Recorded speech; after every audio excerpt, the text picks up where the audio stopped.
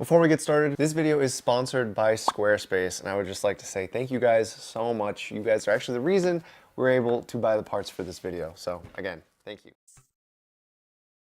All of this is a gaming and editing computer that normally costs $1,000, but we only had to pay $535. And in this video, I'm going to show you how to do the same thing.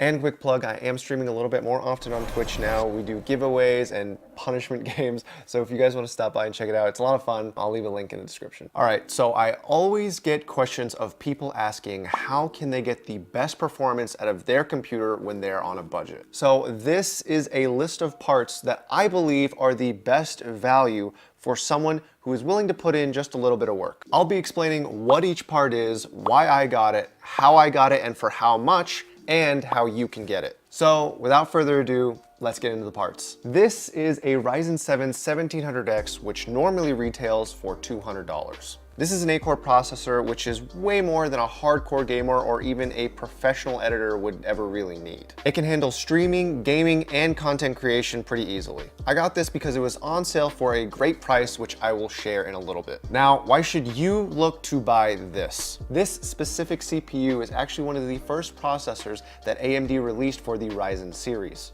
These 1000 series chips go on sale quite often. These processors are still amazing, so why do they go on sale for so cheap? Well, AMD and Intel actually put out more processors than they used to, like, say 5 years ago. What I'm trying to say is that consumers aren't looking at these older processors anymore. All the hype and demand is for the newer stuff, even though the performance you can get out of these things for anything that you're gonna be doing on them is more than enough. I got this through a Black Friday sale paired with a motherboard for only $150, which means theoretically I only paid $75 for this thing, which is less than 50% of its retail cost. Now for you, you're gonna be able to find this thing or other AM4 Ryzen 1000 series processors like it on sale often enough on the Build a PC Sales subreddit. Now this is an AMD Wraith CPU cooler, which normally retails for $15. This is your standard Ryzen CPU cooler. I got it because it's an inexpensive option, it's really easy to install, and if you don't plan on doing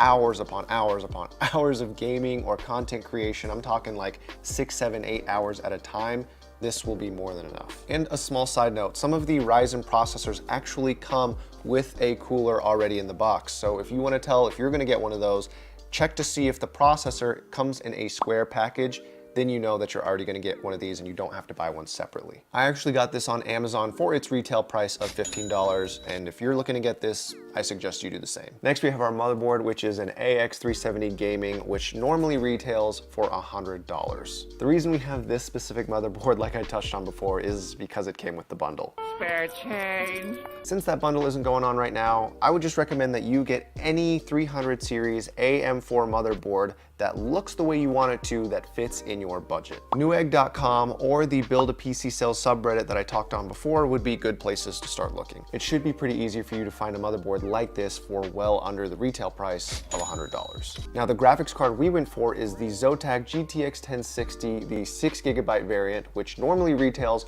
for $200. It's a great card that has great performance for gaming as well as editing. I got this because I was looking through Craigslist and I noticed that someone was selling a bunch of their old graphics cards from their cryptocurrency mining rig. I snagged this off the guy for only $100, which is an insane price. Now, obviously, when it comes to buying used graphics cards for cryptocurrency mining, there is a little bit of a warning. You do take a risk when you buy some of these cards because if they weren't used properly, the lifespan of these things could be considerably shorter. Now, there are a bunch of methods used for testing used graphics cards that I'm not going to cover here, but you can search those tutorials on YouTube. Now, for you, if you're looking to get a used mining graphics card, which I highly recommend, I suggest you start looking through your local marketplace, which should consist of Craigslist, OfferUp, Letgo, or the Facebook Marketplace. A lot of those options are very successful for me, and if you live in a city, they should work for you as well. Now, if you live out in the country or a small town, you probably shouldn't be building a computer. I'm sorry, man. For our RAM, we're using 16 gigabytes clocked at 3000 megahertz of Corsair Vengeance RGB. This normally retails for $120. This is Enthusiast DDR4 RAM, which comes with the very mandatory RGB lights. I got this because it is higher frequency RAM, which Ryzen processors need to maximize their performance. I got this again through a Black Friday sale for only $100. However, since then, the market for RAM has actually gone down in price for consumers, so you should be able to get this for cheaper than I did. If I were you, I personally would recommend trying to buy RAM used. It is actually one of the safest parts to buy secondhand. I've never bought a pair of RAM sticks or RAM in general that ever did not work. Any of the local sites I mentioned before would be a great place to look, or you could try looking at the subreddit Hardware Swap to see if you can find anything there. For storage, we went for a 2 terabyte WD Black hard drive, which retails for $120. This is a regular computer hard drive, and the WD Black series are actually typically used for security camera footage because they're known for being very reliable. Unfortunately, that reliability comes at a higher price. However, you don't specifically need this 2 terabyte hard drive. As a matter of fact, you don't need a hard drive at all. The reason I got this is because this computer is actually going to my uncle who wants to edit videos on this system. So this is gonna be where all the videos and photos get stored. If you're just playing games, you don't need this. However, if you do want some extra space to store some stuff, go on eBay, search a 7200 RPM HDD, and ask your mom for a credit card. Buy the hard drive, not V-Bucks. I was actually able to get this through eBay myself for only $40 when I patiently waited for one of their 15% off sales that you guys should keep a lookout for too. This is an M.2 SSD, which has 250 gigabytes of holding space made by Crucial. This is the main drive that our system will be running off of, and it's where Windows will be installed. Sorry, Linux users. The reason we're getting an M.2 SSD is because if your motherboard supports it, it's actually really easy to install, and it uses less cables than a regular SSD would. And in case you don't already know, if you're running your games or installing your operating system onto an SSD rather than an HDD, your system's gonna work a lot faster. I was able to get this through $40 through an Amazon sale. However, like the RAM market, the SSD storage is also going down in price. So I think for 250 gigabytes of an M.2, you'll probably be able to find it for cheaper than I did. This is a Rosewell Capstone 650M, which normally retails for $65. It's got 650 watts of power and has an 80+ gold efficiency rating. You shouldn't be looking for this specific power supply because it's probably not going to be the cheapest best option for you, but at the time when I was looking for one, it was for me. I got this for only $30 because the price had dropped on it on top of an eBay 50% off sale was going on, like I touched on before. And lastly is our case, which is an EVGA DG77, which normally retails for $150. This is my favorite deal of the entire set. It's a pretty unique case in that it has glass panels on all sides as well as some LED lights. It also comes with one of my personal favorite features, the vertical GPU mount. Now, this is normally not the case I would get because of how expensive it is, but it's up to you to determine how much you're wanting to pay for the visual of your system. The one thing I will say that this case has going for it that other cheaper options with similar features don't have is that it actually comes with the riser cable for the vertical GPU mount. The cheaper H500i does not have that. Price-wise, the NZXT H500i would probably still be a better option because you could get a riser cable for cheaper, but if you're lazy, sure, this is a good option. I got this because someone was selling it locally through the Facebook Marketplace for only $60. And the best part is that it's brand new. For you, since the case is the thing you're gonna be looking at all the time, I don't recommend buying a case locally if it is used because it's almost impossible to find something without little scratches or dents. And if you find those, they're gonna bug you. Now for you, the first thing you should do is find a case that you personally like the look of, and then use any of the resources I mentioned earlier to look for sales on that specific case when it pops up. All right, that was a lot of talking, but we finally covered everything we need to. Without any further ado, let's get into the build.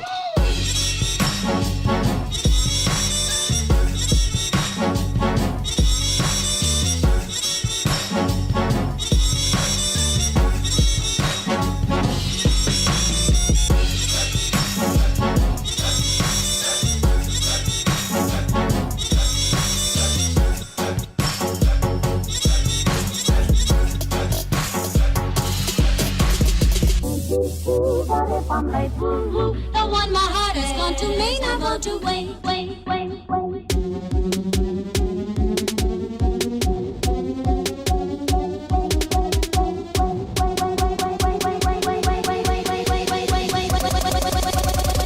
not go to wait.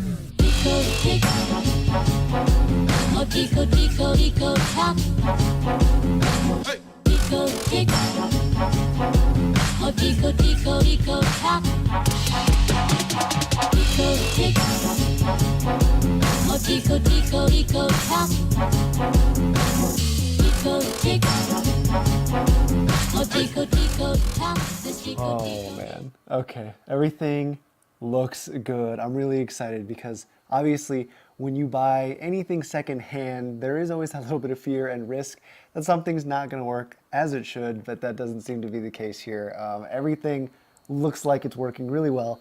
Now, all that's left to do is install Windows, install the benchmarks, and then see how well this thing performs.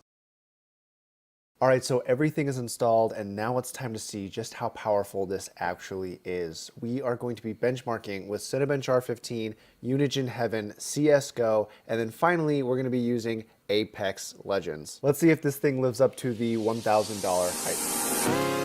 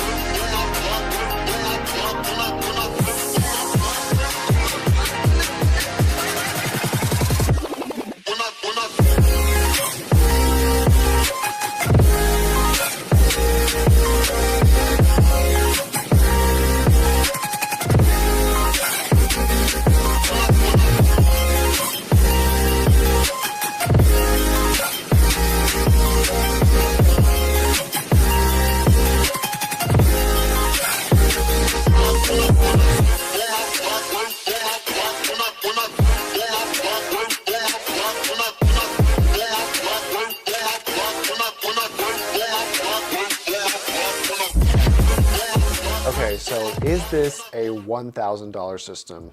Yes and no. The reason I say yes is that this computer is pretty evenly balanced. Typically, nowadays when people build a computer, it is usually for gaming because of how popular it has become in the last few years. So a lot of times their budget is geared mainly towards the graphics card or any other components that will help accelerate its gaming performance, getting the maximum FPS possible in games. A lot of times what will end up happening in those systems is that they will have weaker processors, but over-the-top graphics cards. So while those computers will absolutely kill it in the gaming department, when it comes to something like content creation, it will lack a little bit. On the other hand, for example, if someone were to build an editing computer, then the processor and the RAM would be the most stressed parts for the budget. And you would definitely see less of an emphasis on the graphics card, assuming you're not doing something like 3D modeling or rendering. So as for this computer behind us, it actually falls right in the middle of that spectrum. This computer wouldn't be able to put out as many FPS as those gaming specialized computer,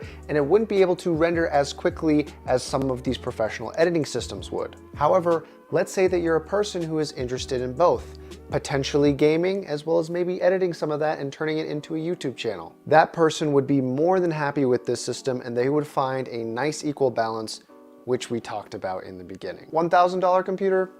I think so, but let me know what you guys think. I would love to hear your opinions in the comments. All right, so I'm about to pack this thing up and mail it over to my uncle, but before I get going, I want to talk to you guys for a second about Squarespace. Squarespace is a website building platform, and it is an all-in-one service. For those of you guys that don't know, it means that you can buy your website's domain name there, it has the server to host your website, and it has the tools to help you actually build it yourself. Now, why would that be relevant to you? Well, for those of you that actually watch this channel, you would understand that I give many tips on how to actually make money by buying and selling computer parts or building entire machines and then selling them as an entire system. If you wanted to turn that into a side business like I do, nothing would help make you seem a little bit more professional than an online presence. And honestly, Squarespace is a great place to go if you want it to look as professional as possible. And if you guys want 10% off, there is a link on screen that I'm gonna be showing right now, as well as a link